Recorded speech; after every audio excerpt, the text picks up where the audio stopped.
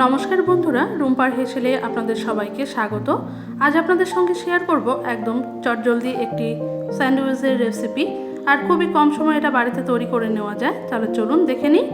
এখানে স্যান্ডউইচটা বানানোর জন্য কিছুটা ব্রেড নিয়ে নিয়েছি, আর ব্রেডের চারপাশটা একটি ছুরির সাহায্যে কেটে নেব।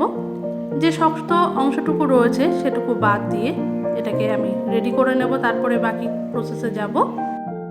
আজকের এই স্যান্ডউইচ রেসিপি আপনি চাইলে সন্ধ্যায় কিংবা স্কুল অফিসের টিফিনেও কিন্তু তৈরি করে দিতে পারেন মাত্র 5 থেকে 7 মিনিটেই। তাহলে এখানে কিন্তু আমার একটা ব্রেড কেটে নেওয়া হয়ে গেছে। এখানে আমি দুটো ব্রেড কেটে নিয়েছি, সেই সঙ্গে চারপাশের যে বাকি অংশটুকু ছিল সেটা কিন্তু আমি ফেলে দেবো না, এটা অন্য একটি রেসিপিতে আমি কাজে লাগিয়ে দেবো। আর এখানে দেখুন টমেটোটাকে রিং রিং করে আমি কেটে নিয়েছি গোল করে। আর এখানে লাগছে কিছু মশলা, সেটা দেখিয়ে দিচ্ছি। পেঁয়াজ কুচি, টমেটো কুচি, ধনেপাতা কুচি, আর নিয়ে নিয়েছি কাঁচা লঙ্কা কুচি। আর টমেটোর মাঝখানের যে বীজের অংশটা রয়েছে সেটাও আমি এখানে নিয়ে নিয়েছি। আর এখানে একটি বড় মিক্সিং বোল নিয়ে নিয়েছি আর একটি চামচ। এখানে আমি একটি ডিম নিয়ে নিয়েছি। আমি মোট 3টে ডিম এখানে ভেঙে নেব। আমি এখানে মোট 3টে ডিমের ব্যবহার করছি। আপনারা যতটা পরিমাণে স্যান্ডউইচ তৈরি করবেন সেভাবে কিন্তু ডিমটাকে নিয়ে নেবেন। ডিমটাকে নিয়ে এবার এর মধ্যে একে একে সমস্ত মশলাগুলো আমি দিয়ে দেব। প্রথমে দিয়ে দিচ্ছি পেঁয়াজ কুচি, তারপরে অ্যাড করে দেব লঙ্কা কুচি, আর দিয়ে দিচ্ছি টমেটো কুচি, সে সঙ্গে ধনেপাতা কুচি। আর এখানে যে টমেটোর বাকি অংশটুকু রয়েছে বীজের অংশটা, সেটাও কিন্তু এখানে অ্যাড করে দেব। আর এখানে দিয়ে দেব এবার কিছুটা লবণ, স্বাদ মতো অবশ্যই লবণ দিতে হবে। আর দিয়ে দেব খুব সামান্য পরিমাণে গোলমরিচ গুঁড়ো। যেহেতু কাঁচা লঙ্কা কুচি ব্যবহার করেছি সেজন্য ওই গোলমরিচের গুঁড়োটা অল্প পরিমাণেই ব্যবহার করলাম। সমস্ত উপকরণ দিয়ে খুব ভালো করে আমি ডিমের সঙ্গে মিশিয়ে নেব। ডিম আর অন্যান্য উপকরণ খুব ভালোভাবে মিশিয়ে নেওয়া হয়ে গেলে এটাকে একটা সাইডে সরিয়ে রাখবো। আর এখানে যে স্লাইস ব্রেডগুলো নিয়ে নিয়েছিলাম সেগুলোকে হালকা সেঁকে নেব। স্লাইস ব্রেডগুলোকে তোমরা এভাবেও রুটি সেঁকনিতে করেও সেঁকে নিতে পারো, আবার তাওয়াতে দিয়েও সেঁকে নিতে পারো। এগুলো সেঁকে নিলে, আলাদা করে সেঁকে নিলে কিন্তু খেতে বেশি ভালো হয়, যার জন্য আমি এগুলোকে হালকা করে সেঁকে নেব। এখানে আমি স্লাইস ব্রেডগুলোকে 2 থেকে 2.5 মিনিট মতো হালকা লো টু মিডিয়াম ফ্লেমে সেঁকে নিয়েছি, আর বাকি ব্রেডগুলো এভাবে সেঁকে নেব। সমস্ত ব্রেডগুলো সেঁকা হয়ে গেলে এখানে একটি আলাদা ফ্রাইং প্যান নিয়ে নিয়েছি, আর প্যানটাকে খুব ভালো করে গরম করেও নিয়েছি। আর এখানে 1 টেবিল চামচ পরিমাণে আমি সাদা তেল দিয়ে দিলাম। এবার যে টমেটোগুলোকে আমি রিং রিং করে কেটে নিয়েছিলাম সেটাকেই এখানে দিয়ে দিচ্ছি। সমস্ত টমেটোর রিংগুলো দিয়ে দেওয়ার পরে এটাকে 2 থেকে 2.5 মিনিট আমি এক পিঠে রান্না করে নেব। তারপরে আবার অন্য দিকটাকে উল্টে দেব।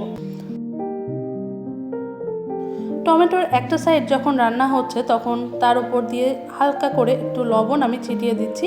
আর এখানে দেখুন 2 থেকে 2.5 মিনিট কিন্তু এটা হয়েও গেছে। এবার একটি চামচের সাহায্যে এই টমেটোর রিংগুলোকে আমি উল্টে দেব। টমেটো রান্না হতে বা সিদ্ধ হতে কিন্তু খুব বেশি সময় লাগে না। প্রথমবার যখন এটা আমি দিয়েছি রান্না করতে তখনই কিন্তু অনেকটা সিদ্ধ হয়ে গেছে। এবার এটাকে উল্টে নেব, আর উল্টে কিন্তু খুব বেশি সময় আমি এটাকে রান্না করব না। এবার যে আমি ডিমের একটা গ্রেভি তৈরি করে নিয়েছিলাম সেটা এখানে অ্যাড করে দেব। অল্প অল্প করে ডিমের যে গ্রেভিটা আমি তৈরি করে নিয়েছিলাম সেটা কিন্তু সমস্ত রিংগুলোর মধ্যে অ্যাড করে দেব। আর এখানে একটি টমেটো রিং অমলেট তৈরি করে নেব। আমি এখানে টমেটোর সমস্ত রিংগুলোকে একসঙ্গে দিয়েই অমলেটটাকে বানিয়ে নিচ্ছি। আপনারা চাইলে আলাদা আলাদা করেও বানিয়ে নিতে পারেন, তবে এটাকে একসঙ্গে তৈরি করলেও মাঝখানে আমাকে কেটে নিতে হবে। আপনারা চাইলে ছোট ছোট করে আলাদা করেও এই টমেটো অমলেট কিন্তু তৈরি করে নিতে পারেন। এখানে দেখুন একটা সাইডে ভাজা হয়ে গেছে অমলেটটা, আর এটাকে আমি কেটে নিচ্ছি। কেটে এটাকে উল্টে অন্য সাইডটাকেও একটু হালকা করে সেঁকে নেব।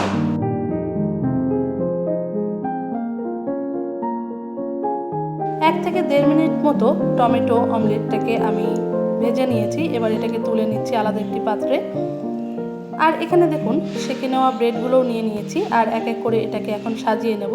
প্রথমেই টমেটো অমলেটটা দিয়ে দিচ্ছি। আপনারা আপনাদের পছন্দ মতো এখানে কিছুটা স্যালাড নিয়ে নেবেন। আমি টমেটো আর পেঁয়াজ কুচি দিয়ে এটাকে সাজিয়ে নেব। আপনারা চাইলে অন্যান্য সবজিও এখানে অ্যাড করতে পারেন। এখানে আমি স্যান্ডউইচটাকে পেঁয়াজের রিং, শসা আর অমলেট দিয়ে সাজিয়ে নিচ্ছি। আপনারা অবশ্যই আপনাদের পছন্দ মতো এটাকে সাজিয়ে নেবেন। পুরোটা সাজিয়ে নেওয়া হয়ে গেলে এখানে অ্যাড করে দিচ্ছি কিছুটা টমেটো সস। আপনারা টমেটো কেচাপ বা অন্যান্য সসও এখানে ইউজ করতে পারেন বা মেয়োনিজও দিতে পারেন। সস দিয়ে আরেকটা ব্রেড ওপরে দিয়ে এভাবে ট্রায়াঙ্গেল করে বা ত্রিকোণ করে আমি এখানে কেটে নিচ্ছি। আপনারা চাইলে চৌকোভাবেও কেটে নিতে পারেন। আপনারা আপনাদের পছন্দ মতো শেপে এটা কেটে নেবেন।